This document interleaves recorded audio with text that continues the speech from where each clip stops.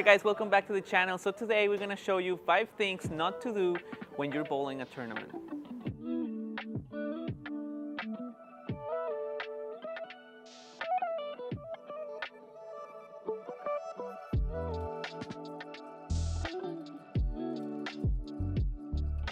Alright guys, so the first thing that we're going to talk about here is usually when we get to the tournament, we see the pattern graph on a piece of paper at the front desk.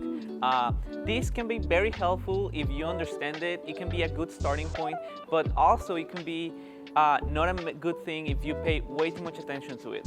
Focusing too much on the lane graph can be too confusing because then you're going to be so focused on trying to bowl the pattern that it's on the piece of paper that you won't be paying much attention of what's going to happen on the lanes. As we know, topography plays a big part on bowling. So how the pattern plays depends a lot on how the conditions of the bowling center are.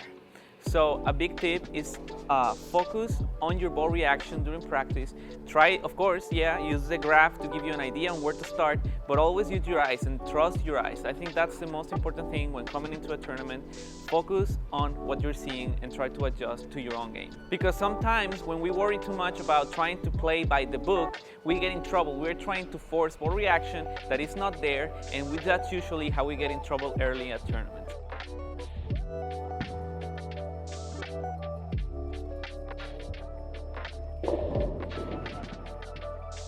Alright guys, so the second tip here is not because you just bowl on a pattern before, like on the same pattern, on the same bowling alley, that means it's going to play the same. So there are multiple factors that can affect how the lanes are going to transition on a certain day or a certain event. Like that depends on how many bowlers are per lane. Usually on your league night, you have a really good ball reaction with that ball, but there's also more players bowling. So on a tournament, might be less, might be more. So be mindful of that and come to a tournament with an open mind and focus on what the reaction on the lane is happening. So, and if what you usually do is not working, don't be afraid to try different things. Try that different ball, try to find that different angle, because as we know, if you bowl on a Monday, same pattern, same time part of the day, and then you come back on a Tuesday, the lanes are going to be different. There is so many variables in bowling. So be mindful of that when you come to bowl a tournament, because most likely the conditions are going to change.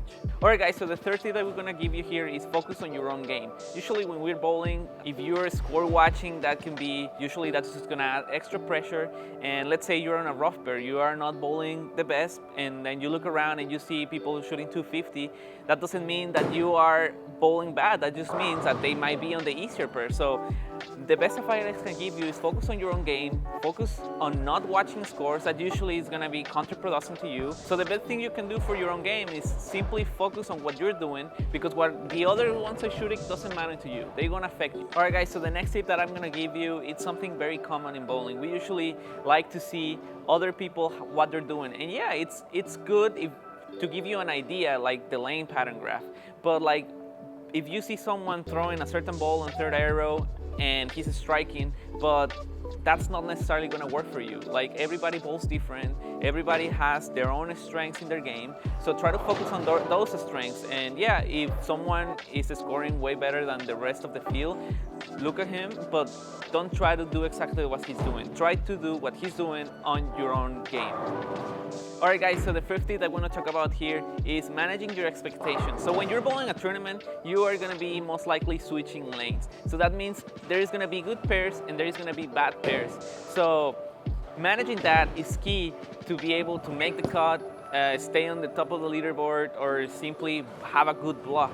Because as we know, not every pair is going to be great. So sometimes when we get to those ugly pairs, we gotta be able to recognize them early. So we know that we gotta be patient, and we just gotta try to punch out at 190, 2-0 and move on. Because once we get to the good pairs, we're gonna get the score in those pairs. So managing that, I think, is the key to be able to maintain and have a good overall score. Doesn't matter the pattern. Sometimes when the lanes are easy, still is going to be bad pairs. So trying to identify those and manage your expectations on those pairs is going to be key to be able to perform your best at a tournament.